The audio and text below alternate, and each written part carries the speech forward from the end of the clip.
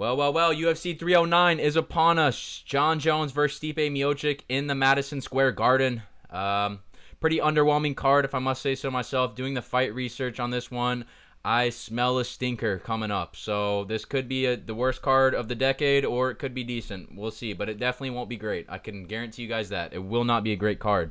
But who cares? Oh well, it's a card. It'll probably be better than fight nights. Let's jump right into it, starting from the bottom. Veronica Hardy versus Eduarda Mora. We've got two pretty opposite game plans. Veronica Hardy just wants to bounce around the outside, float around, hit some low kicks, hit some body kicks, throw a head kick here and there. It's got some crisp striking, in and out type of style, and she's definitely going to need it against Eduarda Mora because that girl is just a born grappler. She is the quote-unquote Jailton Almeida of the female division. So she's going to be looking for the takedown. She's going to be spamming the takedown. She did in her last fight against Denise Gomez. I do like that she lost and took an L, and she made the realization to move up a weight class. Her gas tank has been shit. Her cardio has been shit. And, so she's hopefully figured it out. That's what we're hoping here. I think, Mr. and Mrs. Hardy have been game planning for this one. I think they're going to be on their bike a little bit too much in this fight. I think she's going to need to stand her ground and throw some tight shots to garner some respect from Eduarda Mora. Maybe some knees up the middle, uppercuts. Denise Gomez found some success with the uppercuts. I'm sure they have that in their back pocket, but I think Veronica Hardy's going to do what she does best, and that's going to be move around the cage and run away from the fight and just choose her spots. And I think she's going to be doing that quite a bit. Like I said, staying on the bike, and I think she's going to gas from it. I don't think her cardio is going to hold up. I think by the second round, she is going to start getting taken down. The first round, she's going to be having to defend the takedowns and stay very active to avoid them. But by the second round, I think Eduarda Mora will get her hands on her, and I think she will end up smudging her up against the fence, cheese grading her, doing all the fun stuff, wet blanket style. I am going to pick Eduarda Mora. I don't think she'll get a finish. Maybe in the third round, she might get a late submission or something like that. But, as much as I want to go with Mr. and Mrs. Hardy's game planning style, I don't think it'll be enough this week. I think the bigger girl is going to go in there and dominate Veronica Hardy as she starts to gas out and her bite gets a little bit slower. So that's going to be the pick for that one. We're going to go with Eduarda Mora, a wet blanket. That's going to be a common theme of this card, guys. There's a lot of wet blankets. Basil Hafez versus Oben Elliott. Sorry, I was a little loud on that. But Basil Hafez, Oben Elliott. This is kind of a fun one, actually. We've got something here. I really like that Oben Elliott has a, very technical. He's got that Savanti style, really quick takedown defense. He shoots those underhooks in faster than anybody I've ever seen in that last fight against Preston Parsons. He's very fast in that regard. He's got good hand speed, good combinations. He's got a decent eye for the game, but the one thing I see lacking is he just kind of looks frail. He looks like he could get shoved in a locker. And, he doesn't have the pop to garner respect. And against a guy in Basil Hafez who, is the opposite of that, who has very strong, striking, very sturdy base. He can defend the grappling. I don't think either guy will be able to grapple in this fight. I think it will be predominantly on the feet. I just see Oben Elliott getting shoved into a locker, if he doesn't get that respect from Basil Hafez. Like I said, I think Oben Elliott is the better fighter. If you were to just measure the outside foot battle and technique for technique and get into all that, Oben Elliott should be the guy, and I think he is a safer pick. I don't like him at a minus 250. I don't think there's any value there. I think he's way too risky for that because Basil's got power. We've seen Oben Elliott get rocked before. I don't love it. I think the odds are wrong. I would have liked to see more of a pick'ems for this one because that's where I think the line is at if I were to draw it. But I do think Oben Elliott's a safer pick. I think he will have the crisper striking. If his cardio holds up and he's able to move around Basil and avoid the power shots, he should get the job done. I think that's the more likely situation. As much as I want to go with the power threat that Basil has, I am going to have to go with Oben Elliott just because I really hate that win against Val Woodburn. He should have got a finish there. I don't like that. Oben Elliott has no power at all. There's absolutely no chance that Oben Elliott gets a finish. Maybe if you want to do this, a finish if decision no action for Basil Hafez, I think that's a really good bet. Oben Elliott will not finish this rockhead. But I am going to go with Oban Elliott on the judges' scorecards. If you are going to bet Oban Elliott, you might as well just put him on for a decision. He will not get a knockout. He will not get a decision. Mark my words. So if you want that extra value, go with Oban Elliott by decision. I am going to pick him to win by decision, but I would not be shocked at all if Basile gets the job done. Like I said, this guy is dangerous. He throws hard, but not as technically sound as Oban, so we are going to go with the faster, more technical fighter. Okay, next up we got Mickey Gall versus Wet Blanket Ramiz Brahimaj. Both guys coming off of back surgery. Both guys are pretty shit at fighting, I'm not going to lie. Ramiz Brahimaj can only get a body lock up against the fence, pushes you forward, body locks you, lower back, upper back, wherever, body lock, and just looks for an inside or outside leg trip. That's all he can do. He wants to get the fight to the ground. He will not strike with you.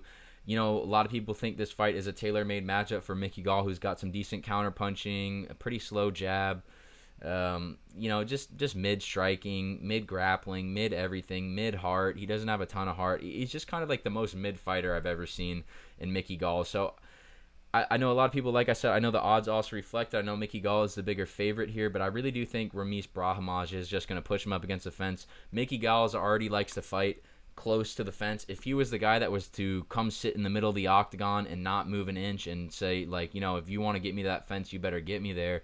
But the fact is, Mickey Gall just kind of backs up, hangs out around the fence, and that's where he likes to fight at. That's where I see him end up in a lot of his fights. It's just kind of close to the fence.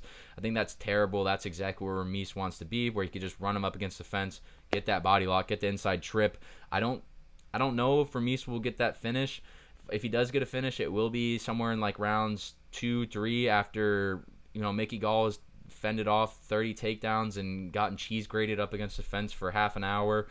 That will be where we see a finish, but I don't even think Mickey Gall is going to be able to strike here. I think Ramiz won't even let it happen. I think the one key part of this matchup that if it was not the case, then I would call it the other way, but I think Mickey Gall's back is just weak. Not saying Ramiz Brahimaj's back isn't weak, but, just look at Mickey Gall's back. It just looks soy. You don't see those big muscles, and the big lats. You just see, and that's why you see much more definition on his abs, too, is because his abs are compensating for that weak little soy back he's had his entire life. So I think the body lock is going to be extra effective. I think Ramiz is going to get the job done. I think he is going to take the win by Wet Blanket. This will be the most boring fight on the card. Every fight Ramiz is in, it's the most boring fight on the card. So we already have Eduardo Mora, super boring, and Ramiz Brahimaj, really boring. So two really boring fights right there.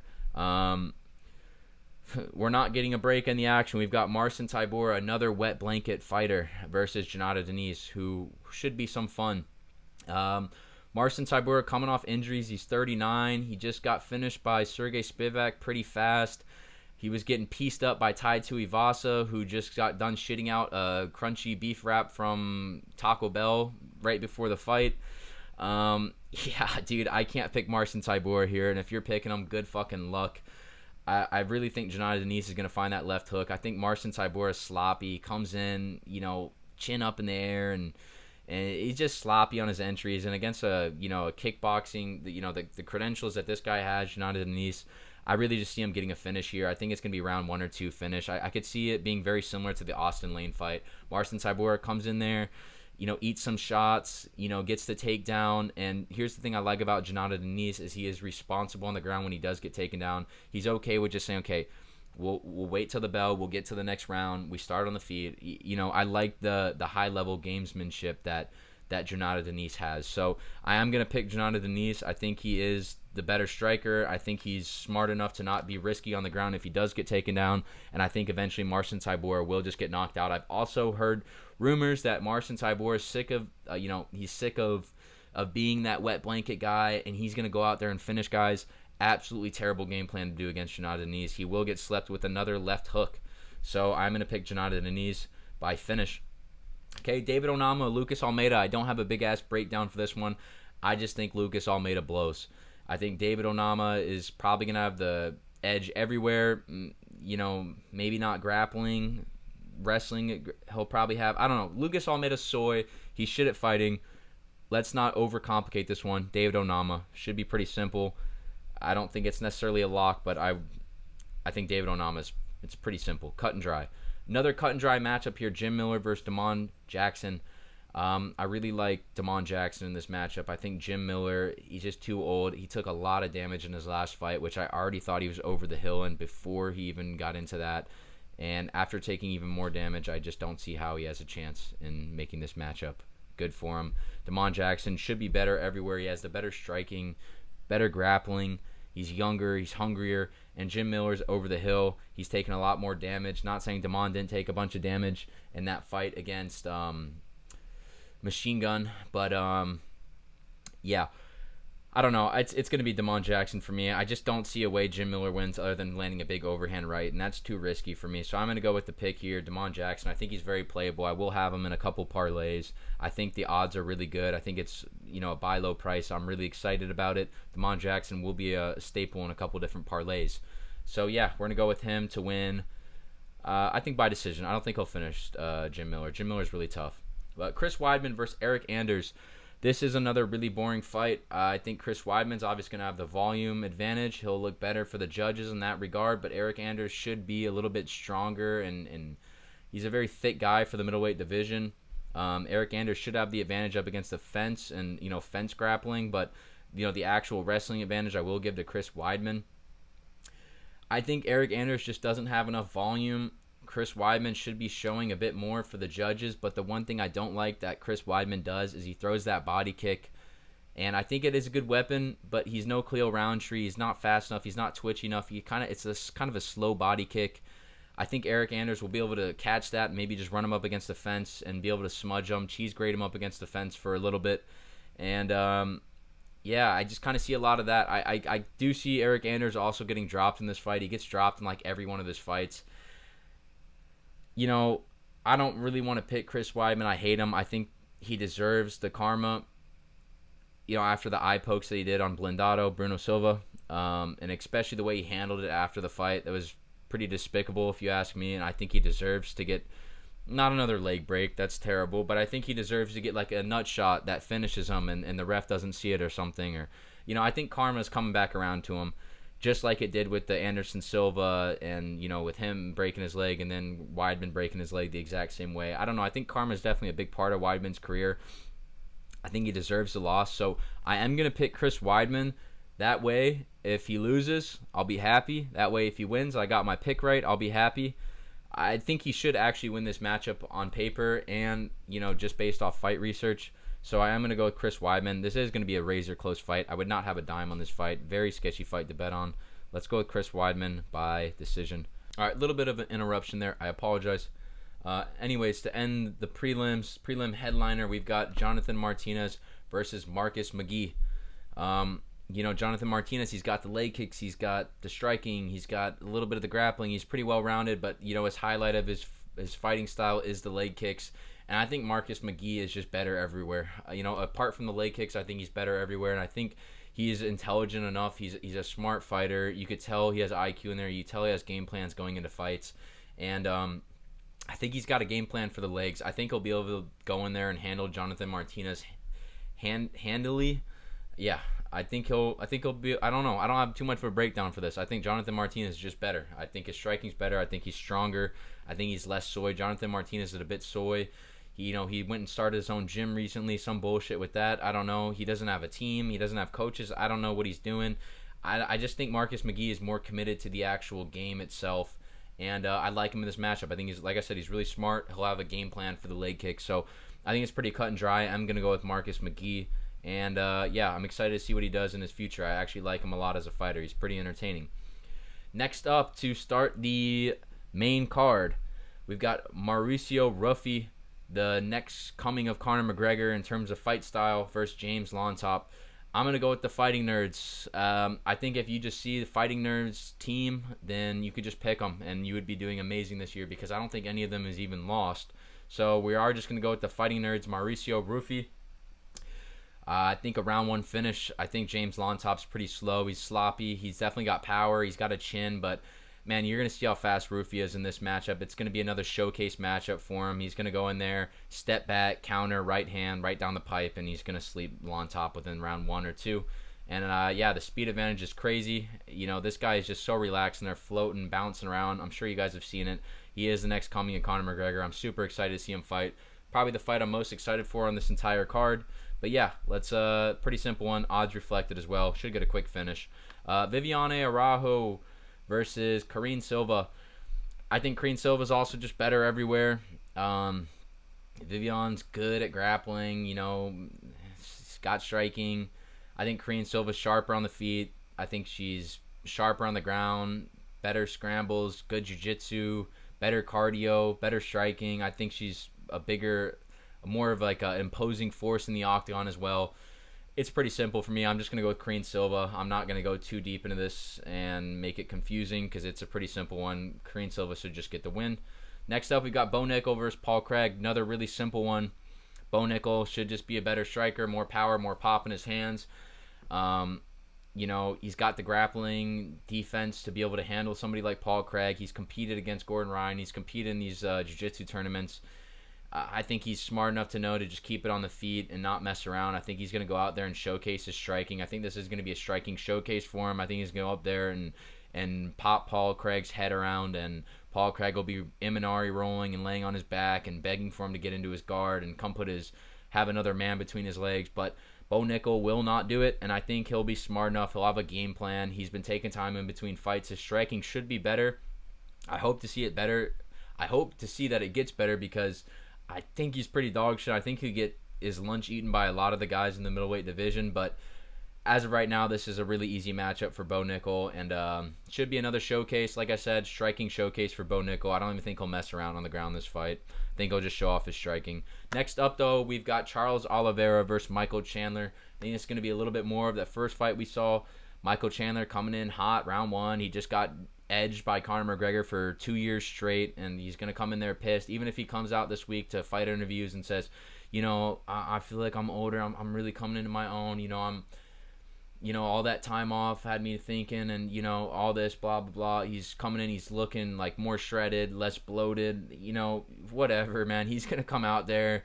He'll see the crowd hyping him up. He'll get excited, and he'll go out there and he'll just run it, Charles Oliveira. Chuck overhand rights and do what Michael Chandler does, which is look great in the first round and lose the rest of the fight and end up getting finished. So Charles Oliveira, better striking, better technique, better brain.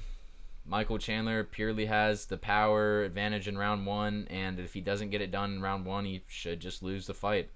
Pretty cut and dry. I think Charles Oliveira is getting close to, let's see, how old is Charles?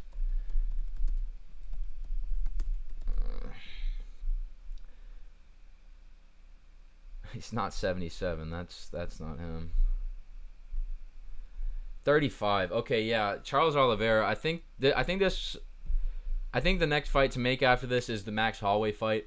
I'm not trying to get, this is supposed to be a breakdown for 309 right now, but I think the next fight to make for this is going to be Max Holloway. But I think this will probably be one of the last fights that Charles, I think he beats Holloway if they do fight, but yeah, Charles Oliveira's the pick, but, he's 35, and I think he's really starting to get over the hill, but I don't think he's all the way over the hill yet. Michael Chandler's like 40, so I think he'll be okay in this one, but I think this will be this one, and then the Max Holloway fight after this will probably be one of the last times we see Charles Oliveira. So everybody enjoy it. Enjoy him walking out crying, praying, just enjoy Charles Oliveira while we've got him, because I think it's coming. It's soon. Jon Jones versus Stipe Miocic. I really want to pick Stipe, but I've done so good on my main and co-main event picks this year. I think I've maybe missed one. I want to pick Stipe for the memes. Not even for the memes. I think he's got a serious chance in this matchup. Jon Jones coming off of surgery. Granted, he's going to have the best doctors, the best whatever, so how much is that really going to affect him? I don't know. I think he's got a bit of a chip on his shoulder right now, which could be a bad thing, could be a good thing, but we've already seen Jon Jones' mentality. It's hard to shake and break this guy. Like I said, I could see Stipe winning rounds 4 and 5 if it gets there, which I think it will get there. I don't, guys that finish Stipe are guys like, Francis Ngannou, who's got this crazy knockout power. Jones has never had anything like that in his career, so I don't think he'll be able to grapple fuck Stipe. I don't think he's just going to go out there and put his lights out or starch him. I think it'll be a pretty boring fight. 5-rounder, Jones moving around, kicking his knee, leg kicking him, couple jabs here and there, maybe hold him up against the fence for a little bit, couple little elbow strikes, disengage, more knee kicks, a couple eye pokes here and there, just what Jon Jones does. He wins really close fights, and he's the best at doing that. I think Stipe's old. He's definitely over the hill. He's like 43, 45, maybe 50. And Jones is getting old, but he's not quite as old. And I think he's going to take this fight, get the win. He's going to be fighting like a dog to get this win and just retire and get the fuck out of the sport. Yeah, I don't know what else to say. If it was Tom Aspinall, my pick would be Tom Aspinall in under 2 minutes. But it's not. It's Stipe Miocic, who also doesn't have a ton of pop in his hands either. He's kind of a lethargic striker. Jones has dealt with guys way faster. Yeah, I hate Jon Jones now. He used to be my favorite fighter, but, these past 2 years has really been bad for Jon Jones and his image and aura. But, yeah, he's going to win. I'm not too excited about this one.